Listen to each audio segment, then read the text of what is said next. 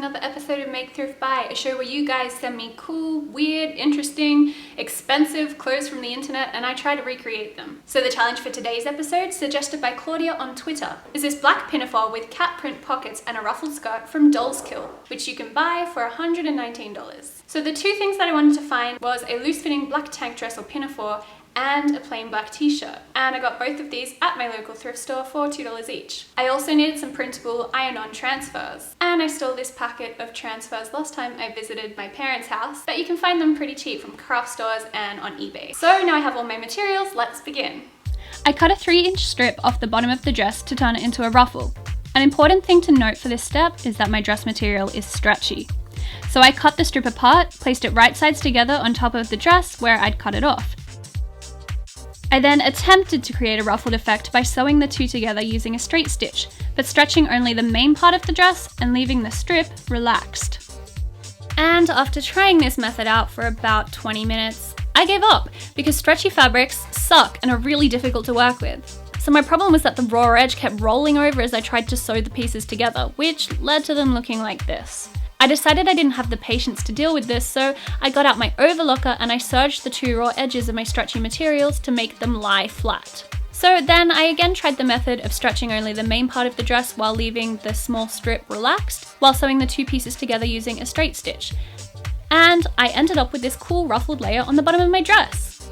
Except that I forgot that if I was going to be stretching one fabric, then the other one was going to end up a lot shorter.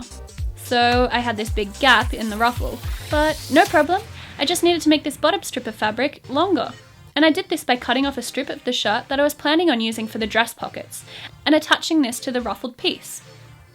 After serging its edges, and I just sewed this on in the exact same way that I did the other strip to make it ruffled. And I ended up with this. Next up was the cat pockets. So I cut out two 7x8 squares from the remnants of the shirt. I overlocked the edges to make them neat, although this is not a necessary step. And I folded the edges in like this, and then did a straight stitch over the top, just like making a hem. I did this to both squares. Then I found a suitable cat picture on Google Images, copied this into Photoshop, manipulated it so I just had the face, copied it into a Word document, and printed this out onto my printable transfer paper. I cut these out and then spent a good hour trying to peel the transfer from the backing paper, but I eventually got there, and then I centered them onto the fabric squares and ran a hot iron over them to transfer it onto the fabric.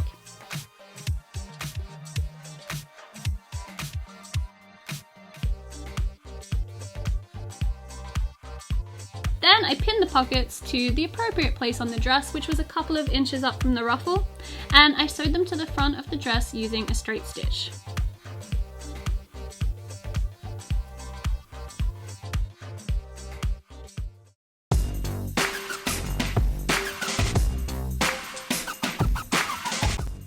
So I was going to turn the dress into an apron, but I actually really liked it as a dress, so I left it like this.